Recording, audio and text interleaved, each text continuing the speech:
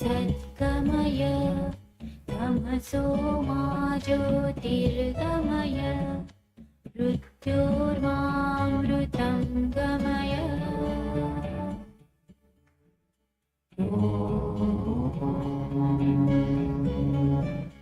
असतो मा सद्गमय तमसो मा ज्योतिर्गमय मृत्योर्मामृतं गमय।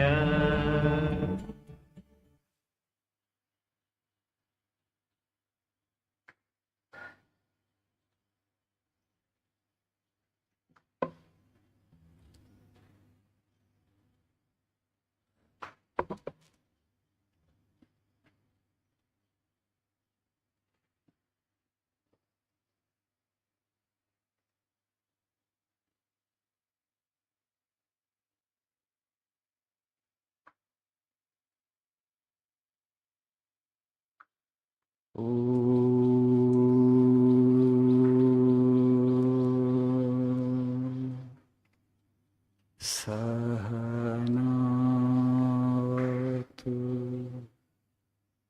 सहनौ भुनक्तु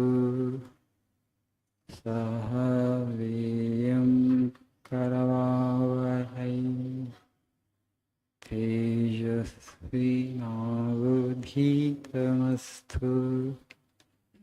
मा विद्विषावहै।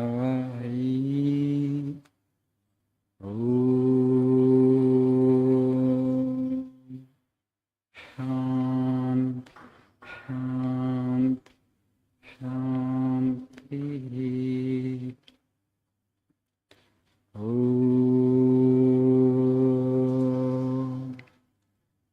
असतो मा सद्गमय तमसो मा ज्योतिर्गमय मृत्योर्मामृतं गमय।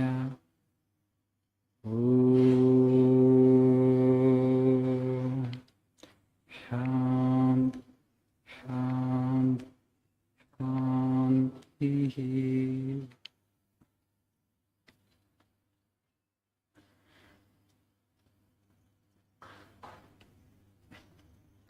Shubhodayam, Guten Morgen, good morning.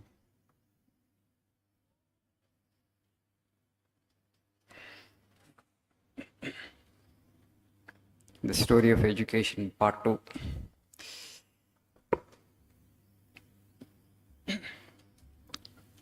In yesterday's quote, we have studied the education should help us to strengthen our character. It should help us to get a strong mind. It should help us sharpen our intellect, and it should help us to stand on our own feet. The education that we get in our schools and colleges, is it helping us in this direction? Does it help us fulfill all these 4 objectives? It's not. What is happening? So instead of teaching inclusion, by default, the present education system teaches exclusion. There are 50 students in a classroom in schools. Every child is asked to come class first by teachers and also parents. Then what are you asking basically is you compete among yourselves. Yo, Swamiji, that's good, no? Because there is competition, the best in the child comes out. But it doesn't. What you are teaching me basically is I have to exclude the remaining 49 students. I have to see the remaining 49 as my enemies. If they work hard, I will not get class first. Right? They are in competition with me because to prove my intelligence, to stand class first, they are a kind of hindrance to me. They are my competitors. So you teach this kind of education where you ask the child to exclude the rest of the life. Whereas traditionally in Gurukul systems, the first instruction that was given to the child is Sarvam Kalvidam Brahma. Everything that you see in this world is God, Brahman, my child. The child wonders, how come? I don't see the only Brahman. Everywhere I see duality and differentiation. The world is based on multiplicity, right? Where is that unity? I don't see that unity. And the Guru will instruct him, you will see it. You see multiplicity because of the mind. You meditate, you pray, you surrender your ego, and then you will see that the duality disappears and the unity behind the diversity you will be able to perceive. Then the child would be asked to meditate, and through Guru Sushrusha and through service of the Guru and through selfless service, prayer and meditation, slowly he will attain to that Brahma Jnana. He will attain to that Buddhahood. Okay? That Buddhahood is in every one of us. That is latent. Education should help us to bring out that Buddhahood in every one of us. Is it helping? Is it not helping? Because when you will attain Buddhahood, when you expand your consciousness, when you embrace all the life as part of you, then you will become Buddha. So in our education system, in ignorance, unknowingly, we are teaching exclusion. Now the child grows up. Child competes with other students. He has come out in flying colors. Academically, he is brilliant. He has proved himself as a genius. He stands class first all the time. Now he gets a good job. Intelligent boy. Intellectually very sharp. But heart is very narrow. What happens then? Very intelligent person. But heart is very narrow. He will exploit the fellow human beings. That's what we are asking. The system excludes, teaches exclusion to every child. And once the child grows up and becomes a government servant, now you ask the person to serve the society. Why should I? All these are my competitors. By competing with them, I have come to this level. I've grown up in life by competing with these people. Now you are asking me to serve them, who have been my competitors. How that would be possible? This explains the corruption that we have in our society. You know, India is one of the most corrupt countries in the world. The maximum corruption in Southeast Asian countries, East Asian countries, and in the South Asian countries, Pakistan, Bangladesh, India. One of the most corrupt countries in this world. Why have we achieved this dubious distinction? Because of this kind of education, where the child is taught exclusion from very day one. So rather than how the education should be, not so much of academics is important. Today, unfortunately, so much of syllabus is there. The teachers are busy, completely, constantly cramming the child's brain with information. You by heart this, you write exams and, pass, get good marks, good grades. This is the kind of stuff that we are teaching the child. Rather, there is another faculty, not just the intellect. Anyway, education is not helping to sharpen the intellect because you don't allow the child to think. Because so much of information is loaded in the brain, the child doesn't get time even to think. Where is the question of sharpening the intellect? It doesn't arrive. For a child actually to sharpen his intellect, what we should be doing is, we should give few suggestions and few questions and ask the child to come up with solutions, answers. Then the child exercises his brain and then the intellect becomes sharp in the process. Forget about it. Intellect is not getting sharpened. There is this center of feeling, which is heart. We need to help the child to nourish that feeling. How you can help the child to nourish the feeling? Take the child to a government hospital where patients are there, lying on the bed. Give a fruit to the child and ask the child to give it to a patient.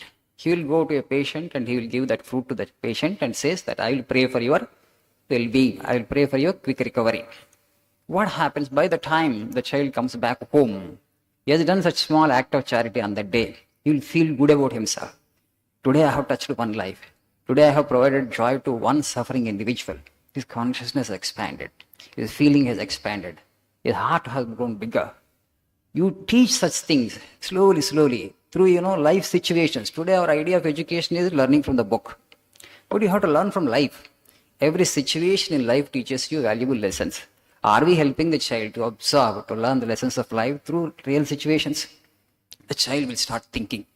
Life is not only happiness and joy. It's not just a bed of roses. There is suffering in the world. He will start thinking like Buddha. The philosopher in him, the latest Buddha in him starts manifesting. He will think, tomorrow when I grow up, I have a responsibility towards my fellow human beings, towards my fellow citizens, towards my society, towards my country. I am so better placed than so many people. The child is happy about himself with himself because there are so many people who are worse than what he is or she is. I am so well endowed, so privileged compared to so many in this world. Then his heart becomes kind and compassion grows in his heart. That's how you need to teach the lessons of life. But unfortunately today in education system, there is no scope for the expansion of consciousness, expansion of feeling, expansion of heart for the child. We don't allow. No such occasions, sir. You take the child to an orphanage, okay, to an orphanage, and ask the child to give some, chocolates or biscuits to orphans over there. You are comparatively so better because you have parents. Parents are taking good care of you. But these children are orphans. They don't have their parents.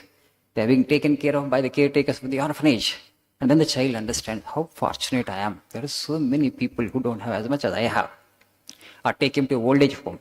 And then he sees the old people there. All of them are suffering. All of them have some complaint, some grievance. Then the child understands the life is full of suffering. Tomorrow I will become old. Like Buddha, how Buddha used to think. I don't have time now to explain the whole story of Buddha, but that Buddha up to 24 years, he was brought up in such luxury and comfort. He did not see even a single old man. Unbelievable. But the history records that. When he comes out of the palace, first time he saw an old man bent down and walking with difficulty. He asked his charioteer, why that man is like that? Oh, he has become old. Tomorrow will I become old? A 24 years young man was asking, tomorrow will I become old? Then the charioteer said, yes, my princess, tomorrow you also would become old, your condition also will become like that. Then it frightened him. That's how he saw truth. So when the child looks at these old people in old age home, he starts growing in compassion, will grow in his heart. How to avoid that? How to avoid such a situation? Then he will seek the truth. How to seek the truth? Then he will become an individual of character, an individual of dharma. Then he will expand his consciousness and he will serve his fellow human beings in the society. And the latent Buddha in him will unfold, will manifest, will find expression. That's how education should be. But unfortunately, we have not even conceived what is the right school, what is an ideal school. Okay? That is the reason we are producing human beings who are intellectually brilliant, but with heart very narrow and constricted. And that's the reason society is full of selfish individuals and everybody is feeling insecure, unfortunately, because of that. We are almost 1 crore people living together, but every person is living in a kind of insecurity. Nobody comes to my rescue if something happens to me. Previously, that was not the case when we were in villages. Entire village used to live like a family. That kind of emotional support would be there for people. But today, we're all like isolated islands, living in such a huge, vast ocean of humanity. But everybody is an isolated island. So many emotional problems, psychological problems. All this is because of this lofty, ill-conceived and defective education system. The story is not over yet. I will continue with this the next week, okay? Thank you. Have a nice day.